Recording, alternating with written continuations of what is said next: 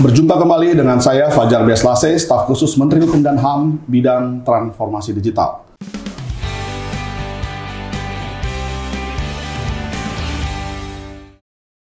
Kita akan membahas satu topik yang menarik terkait paralegal. Bersama dengan kita sudah hadir narasumber yang luar biasa. Siapa ya? Pak Kris Tomo. Ya. Pak Kris Tomo, silakan memperkenalkan diri kepada Falas Talk. Baik, apa sebutannya, Pak? Terserah Bapak aja. Sahabat Falas Talk. Boleh. Sahabat Falas Talk, saya Kris Tomo, Kepala Divisi Pelayanan Hukum Bali.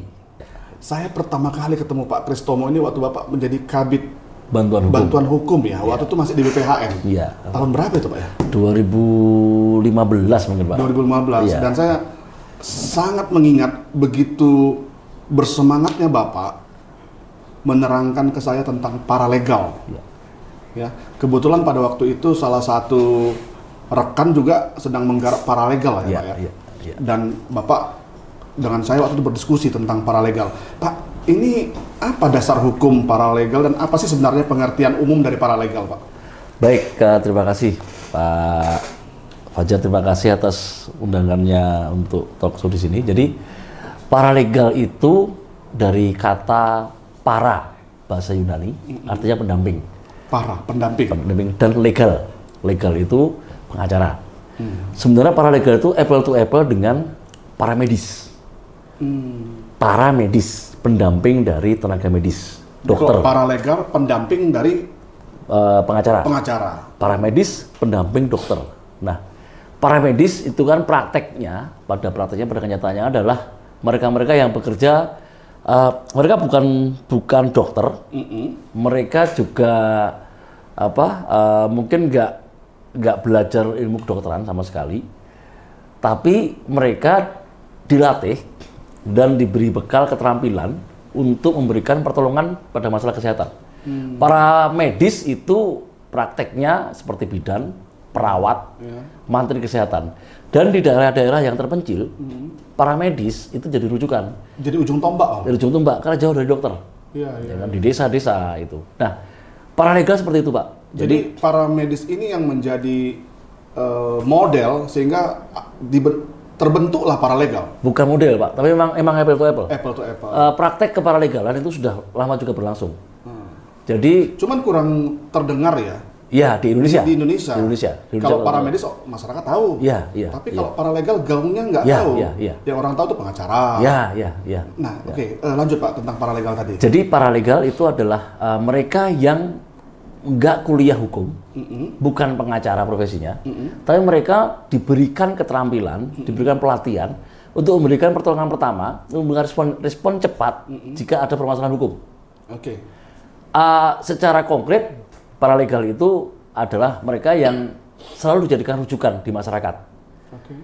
Ketika masyarakat mempunyai masalah hukum, kan pasti kan di lingkungan ketetanggaan kita, baik di desa, di RT RW dan lain-lain. Kalau ada orang yang punya masalah, biasanya dia pengen nanya ke siapa? Dia pasti cari sarjana hukum. Enggak, justru enggak, Pak. Mereka akan Atau mencari orang yang dituakan. orang yang dituakan, persis Iya. itu.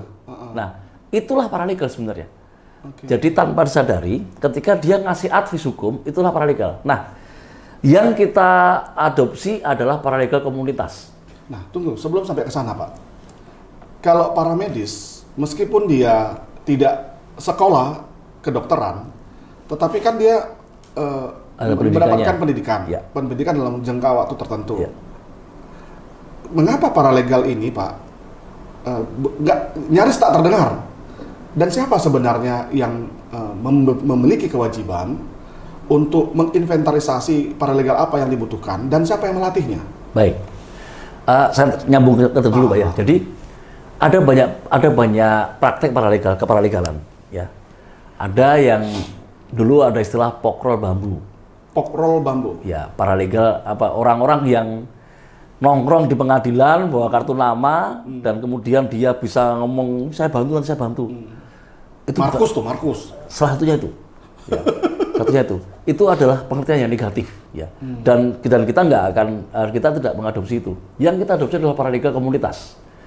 Paralegal komunitas itu praktek-praktek yang ada di Eropa Timur, di Afrika Selatan, di mana mereka adalah community leader atau pimpinan komunitas, baik formal maupun informal, yang dituakan tadi itu, dan itu kita tinggal kita kasih pemahaman mengenai hukum dan skill untuk memberikan bantuan hukum non litigasi. Kalau di Eropa Timur itu yang memberikan edukasi terkait penanganan hukum itu siapa, Pak? Yang melatih paralegal.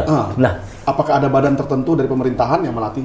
Tergantung negaranya. Kalau seperti di Georgia, Tbilisi, itu mereka punya semacam badan bantuan hukum gitulah, khusus untuk bantuan hukum. Nah, mereka yang melatih paralegal di situ. Hampir sama dengan yang di Indonesia. Jadi paralegal yang di Indonesia itu kita ada mengadopsi paralegal komunitas. Pimpinan komunitas itu kita latih. Kita berikan skill, memberikan bantuan hukum. Paralegal komunitas. Nah, itu supaya kita latih. Yang latih itu siapa, Pak? Nah, yang latih sebelum ada undang-undang bantuan hukum ini, praktek keparalegalan itu sudah berjalan, Pak. Sudah berjalan. Beberapa LBH itu sudah melatih paralegal. Sudah melatih seperti lembaga bantuan hukum di bawah Yayasan Lembaga Bantuan Indonesia, YLBHI. LBH. Itu termasuk paralegal? Enggak, mereka yang melatih paralegal. Mereka yang melatih. LBH Jakarta, LBH Padang, LBH Jogja. Mereka punya paralegal khusus komunitas. Dan jujur aja kita nggak mengadopsi itu. Kita masuk itu. Kemudian ada PPHI. Kalau tugas fungsinya sebenarnya tanggung jawab siapa? Untuk jadi gini, paralegal. Sebelum undang-undang bantuan hukum itu kan masih diaspora nih. Jadi masih masing-masing sendiri-sendiri. Masih melihat bagaimana rujukan mungkin di beberapa negara ya. Ya. Dan praktek-praktek yang mereka alami selama ini. Ya, seperti LBH Apik. Itu kan mereka kan khusus paralegal khusus yang mengenai isu perempuan dan anak gitu. Nah, setelah ada undang-undang bantuan hukum, kemudian ada peraturan Menteri Hukum dan HAM mengenai paralegal tahun 2021 nomor 3 itu. Yang bisa memberikan pelatihan paralegal itu adalah organisasi bantuan hukum yang terverifikasi organisasi. OBH. Kemudian yang sudah terakreditasi. Ya. Kemudian kantor wilayah. Itu bisa juga memberikan pelatihan paralegal. Nah, dan lembaga-lembaga lain di luar itu, ya. Tapi mereka itu harus direkognisi atau sepengetahuan BPHN. Berarti lembaga pembina paralegal adalah BPHN, Badan Pembinaan Hukum Nasional yang ada di Kementerian Hukum dan HAM. Tentu paralegal yang dimaksud yang dibina oleh BPHN itu adalah paralegal yang berada di bawah OBH. Jadi gini, Pak, paralegal itu harus berada di bawah OBH. Legal standingnya harus berada di OBH. Ya. Jadi dasar hukum keparalegalan di Indonesia. Coba OBH-nya itu harus OBH yang terafiliasi dengan Kemenkumham atau tidak? Iya. Harus. Iya. Jadi gini. Kalau demikian, Pak, LBH yang lain nggak boleh ada melatih paralegal? Boleh kan, mereka bergabung dengan kita. Mereka terverifikasi. Terverifikasi oleh kita? Iya. Bukan hanya OBH yang terafiliasi ABC tadi itu ya? Iya, memang itu. Ya. Jadi begini, Pak. Sebentar, saya tak ingin dulu. Jadi tadi paralegal itu memiliki dasar hukum prakteknya. Jadi teman-teman yang jadi paralegal nggak usah takut. Ya. Setiap ada pelatihan paralegal selalu bertanya, Pak, ini kami punya dasar hukum nggak untuk ngomong, untuk ngasih pendampingan? Ada. Dari Undang-Undang Bantuan Hukum Nomor 16 Tahun 2011 itu secara eksplisit disebut pelaksana bantuan hukum, pemberi bantuan hukum itu resmi bantuan hukum, dan di dalamnya itu ada pengacara, dosen, mahasiswa, dan paralegal. Secara lebih disebut paralegal. Sudah bunyi di Undang-Undang Bantuan Hukum. OBH. Iya, dan bantuan hukum. Kemudian di peraturan pemerintah, di peraturan pelaksana peraturan pemerintah sampai punya Permenkumham khusus paralegal nomor 3 2021. Artinya Permenkumham 3 2021 tentang paralegal. Tentang paralegal dalam pemberian bantuan hukum. Artinya paralegal itu sudah sangat kuat dalam memberikan. Jadi paralegal itu tidak harus berlatar belakang sejarah hukum. Nggak harus, Pak. Dia multiprofesi bisa. Bisa. Nah, di dalam Undang-Undang Bantuan Hukum ini, paralegal dalam implementasinya, paralegal harus di bawah supervisi dari organisasi bantuan hukum, dalam hal ini pengacaranya. Kenapa? Karena fungsi mereka itu adalah pendamping pengacara. Ketika ada masyarakat desa yang jauh dari pusat kota, mereka akan cari paralegal. Ya. Ketika mereka cari ketemu paralegal, tentu saja paralegal itu dengan kapasitas yang tidak sebagus pengacara pasti, karena jadi pengacara kan butuh 4, 5, 6 tahun kuliah. Mereka kan cuma pelatihan seminggu, pelatihan 3 hari gitu kan. Jadi paling tidak dia bisa memberikan respon cepat. Cepat. Nah, Karena itulah, jadi gini Pak Fajar, saya selalu selalu bilang gini, di sebuah negara, di sebuah kerajaan, di mana semua warganya itu buta, satu orang dengan satu mata dia bisa menjadi raja. Artinya apa? Di sebuah tempat di mana masyarakatnya itu buta hukum, satu orang yang melek hukum saja itu selalu jadi rujukan, dan itu mempunyai moral hazard yang luar biasa. Artinya apa? Alih-alih dia menjadi solusi, dia justru bisa menjadi bagian dari masalah hukum itu. Dia bisa mengeksploitasi orang-orang ini, sehingga prakteknya paralegal itu harus di bawah supervisi, di bawah supervisi organisasi bantuan hukum. Maka dia harus bergabung dengan organisasi bantuan hukum. Oke, setelah Undang-Undang Bantuan Hukum tahun berapa tadi? 2016 dan Permenkumham nomor 3 2021 sudah diluncurkan. Apakah otomatis paralegal itu tumbuh subur dan para pengacara atau organisasi bantuan hukum itu sudah menjadikan paralegal sebagai kaki tangannya di daerah? Ya. Seberapa besar ini kita menginventarisasi peran paralegal ini untuk bisa mendampingi masyarakat? Ya. Justru paralegal ini menjadi ujung tombak untuk akses keadilan di masyarakat. Ya.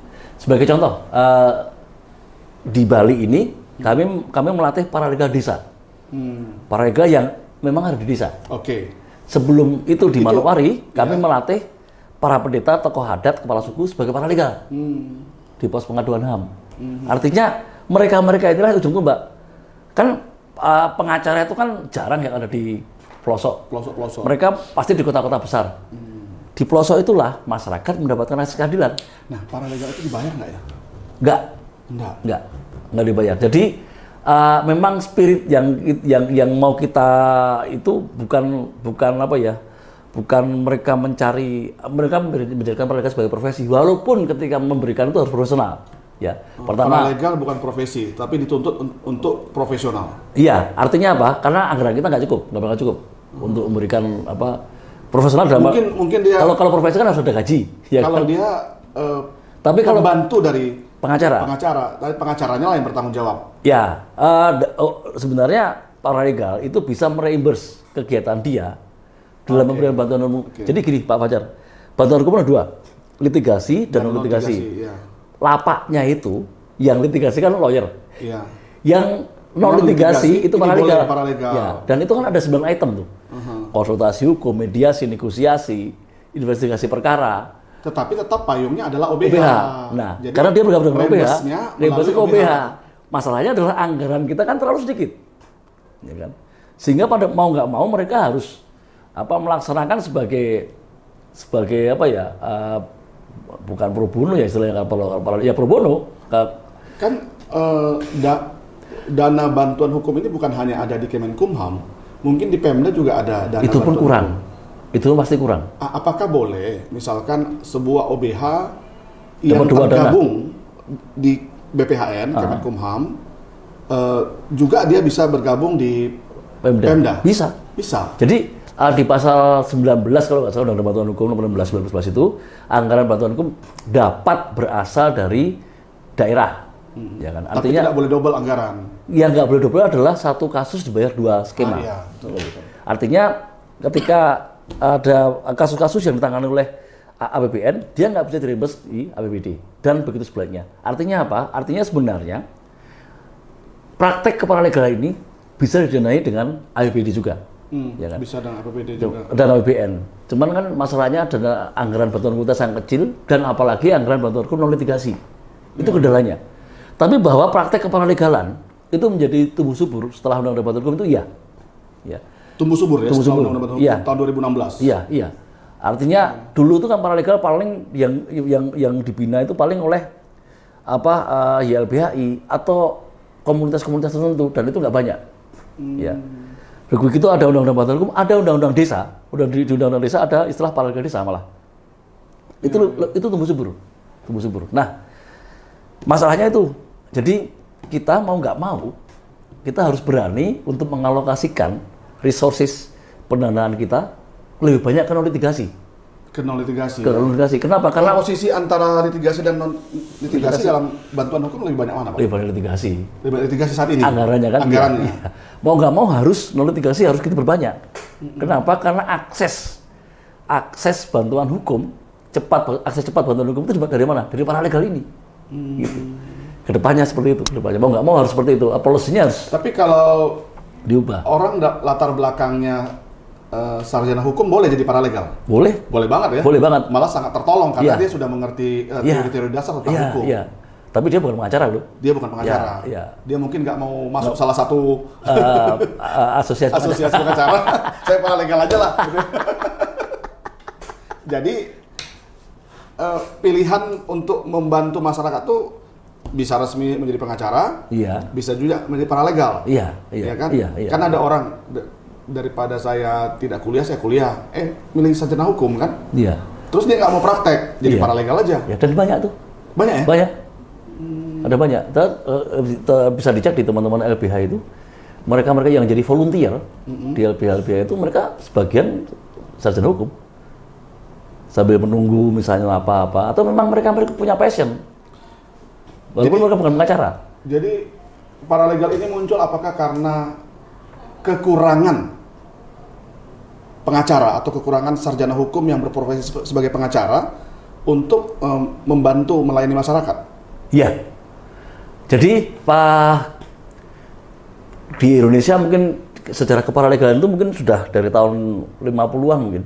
Kalau nggak salah itu yang pernah saya baca literaturnya, dokumennya itu. Dan tadi ada banyak praktek, ada banyak jenis.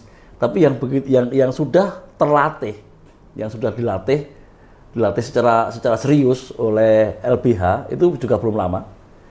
Dan memang ini menjadi solusi dari susahnya mendapatkan akses bantuan hukum melalui pengacara. Iya.